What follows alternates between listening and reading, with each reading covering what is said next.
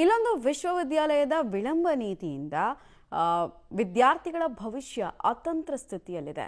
ನಾವು ಮಾತಾಡ್ತಾ ಇರೋದು ಮತ್ತು ಮಾಹಿತಿ ಕೊಡ್ತಾ ಇರೋದು ವಿಜಯಪುರದ ಅಕ್ಕಮಹಾದೇವಿ ಮಹಿಳಾ ವಿಶ್ವವಿದ್ಯಾಲಯದ ಬಗ್ಗೆ. ಬಳ್ಳಾರಿಯ ವಿಜಯನಗರ ಶ್ರೀಕೃಷ್ಣ ದೇವರಾಯ ವಿಶ್ವವಿದ್ಯಾಲಯ ಎಡವಟ್ಟುಗಳಿಂದ ವಿದ್ಯಾರ್ಥಿಗಳು ಪರದಾಡ್ತಾ ಇದ್ದಾರೆ.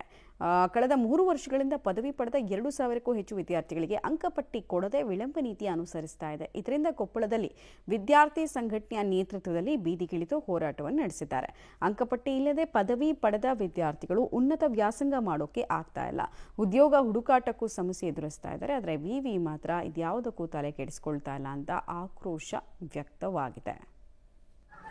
ನಾವು ಬಿಜಾಪುರ ಯೂನಿವರ್ಸಿಟಿ ಅಕ್ಕಮಹಾದೇವಿ ಯೂನಿವರ್ಸಿಟಿ ಐತಲ್ಲ, ಆ ಕಾಲೇಜಿಂದ ಕೊಪ್ಪಳದಲ್ಲಿರುವ ವುಮೆನ್ಸ್ ಕಾಲೇಜಲ್ಲಿ ಓದ್ತಿದ್ವಿ. ಇವಾಗ ನಾವು 3rd ಸೆಮ್ ಇದ್ರೂ ಈಗ ನಮ್ಮ ಸೀನಿಯರ್ಸಿಗೆ ಮಾರ್ಕ್ಸ್ ಕಾರ್ಡ್ ಬರಲಾರ್ದಕ್ಕೆ ಈಗ ಮುಂದೆ ನಮ್ಮದು ಏನು ಜೀವನ ಅಂತ ಗೊತ್ತಾಗುತ್ತೆ. ಈಗ ಅವರೇ ಎಮ್ ಎ ಅಥವಾ BEd ಮಾಡೋದು. ಸರ್, ಇವಾಗ ನಾನು 3rd ಸೆಮ್ಮು, ನಮ್ಮ 1st ಸೆಮ್ ಮಾರ್ಕ್ಸ್ ಕಾರ್ಡೂ ಬಂದಿಲ್ಲ, ಇನ್ನು 2nd ಸೆಮ್ಮಿಂದೂ ರಿಸಲ್ಟ್ಸನ್ನು ಬರೋಕ್ಕಿಲ್ಲ. ನಾವು ಈಗಾಗಲೇ ಫೀಸನ್ನು ಕಟ್ಟಿದ್ದೀವಿ. ಇವಾಗ ಕ್ಲಾಸ್ ಸ್ಟಾರ್ಟ್ ಆಗ್ತಿದೆ.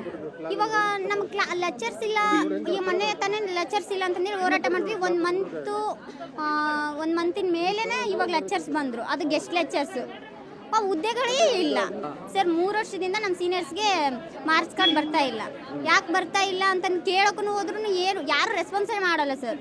ಇವಾಗ ನಾವಿಲ್ಲಿ SL ಆಫೀಸ್ಗೆ ಬಂದಿದ್ದೀವಲ್ಲ ಸರ್, ನಾವು ಕ್ವಶನ್ ಕೇಳ್ತಾ ಇದ್ರು ಆಮೇಲೆ ಮಾತಾಡು ಅಂತಂತೇಳಿ ಅದನ್ನು ನೋಟಿಸ್ ಇಸ್ಕೊಂಡ್ರು ಹೋದ್ರು.